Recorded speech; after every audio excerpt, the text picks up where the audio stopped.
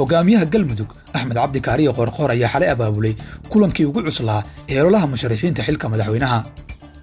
qoorqoor ayaa xalay casuumay hogaamiyaha puntland siciid cabdulaahi deni iyo hogaamiyaha koonfur galbeed cabdicasiis laftagareen, wuxuuna hordhigay musharax cabdiraxmaan cabdishakuur warsame oo isna kulanka joogay.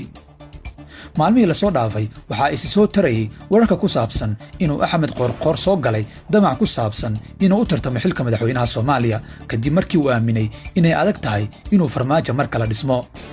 wararka arrintan ku gadaaman waxay sheegayeen inuu rabo qoorqoor inuu qorshaha labaad u noqdo Fahad Yaasiin iyo kooxda farmaajo dhisaysa, laakiin xalay waxa uu qaaday tallaabo hoos u dhigaysa xantaasi xoogaysatay. xalay kulan saacado qaata ayaa dhex maray Dani, Laftagareen, qoorqoor iyo cabdiraxmaan cabdishakuur. warsame oo ka mid ah musharaxiinta sida weyn ula dirtay farmaajo ayuu xalay qoorqoor kala hadlay Siciid Dani iyo Laftagareen inay la qaadaan.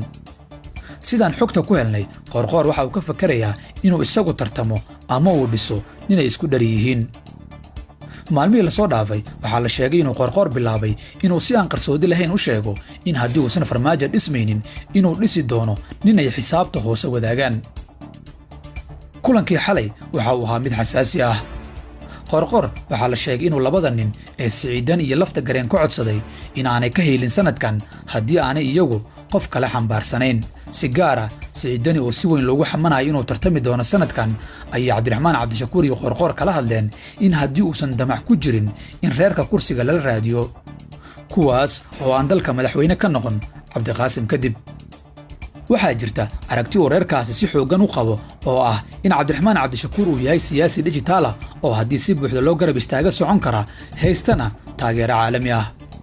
sidaan xogta ku helnay Laftagareen iyo Siciid Dani waxa ay soo dhoweeyeen casuumaadda iyo codsiga uga yimid dhinaca kale, waxayna ballan qaadeen in la sii wadi doono kulamada looga hadlayo arrintan.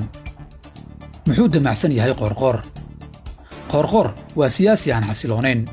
xalay wuxuu iibinayay laba arrimood: mid waa in reer ahaan kursiga loola raadiyo, midna waa in lala dhiso cabdiraxmaan cabdishakuur.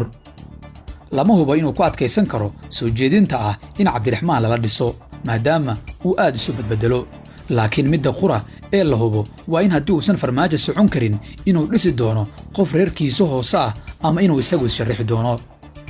musharaxiinta kale iyo qoorqoor waxaa jira dhowr musharax oo in muddo ah iibinayay inuu qoorqoor dhisaayo iyaga, laakiin tallaabadii uu xalay qaaday waxay iftiiminaysaa inaanay xubnahaasi wax badan u agoolin qoorqoor ama inuu yahay nin maalinba qof dhabarka ku sita.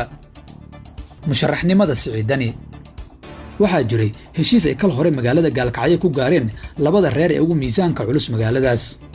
heshiiska waxaa hogaaminayay Axmed Qoorqoor iyo Siciid Dani. ujeedka heshiisku waxa uu ahaa inay labadaasi reer iska kaashadaan doorashadan soo socota oo la dhiso qof ka mid a labadaasi reer, cidda kalena la siiyo ra'iisul wasaaraha. dhowr isku dhac oo dhex maray Siciid Dani iyo Axmed Qoorqoor ayaa hoos u dhigay isfahamkaas. hadda waxaa muuqata in dib boorka looga jafayo iskaashigii. Siciid Dani waxay kooxdiisa u badinaysaa inuu tartami doono sanadkan, inkastoo ay jiraan warar sheegaya in Imaaraadku ay kula taliyeen inuu sanadkan ka haro doorashada. haddii uu tartamayo Siciid Dani, musharaxiin badan ayay hoos aadi doontaa rajadoodu, kuwaasoo isu bedeli doona inay isaga dhisaan kadibna ay ra'iisul wasaare ka raadsadaan. muxuu sarifanayaa Laftagareen?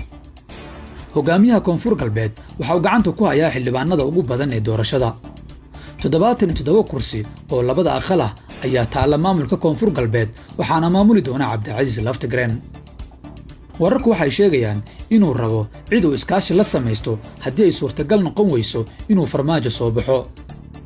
musharaxiintu waxay si gooni ugu bandhigayaan hogaamiyaha koonfur galbeed cabdicasiis Laftagareen in haddii uu farmaajo baxo aan laga taaban doonin laguna faragelin doonin maamulkiisa, iyo in sidoo kale la dhisi doono qofka uu rabo inuu noqdo gudoomiyaha soo socda ee baarlamaanka Soomaaliya.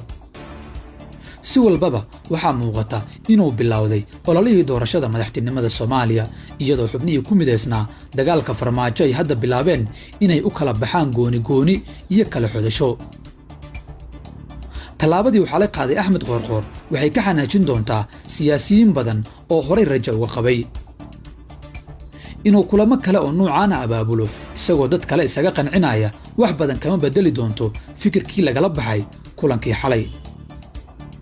fursadda siyaasaddu waa ficilka koowaad. maxay kula tahay?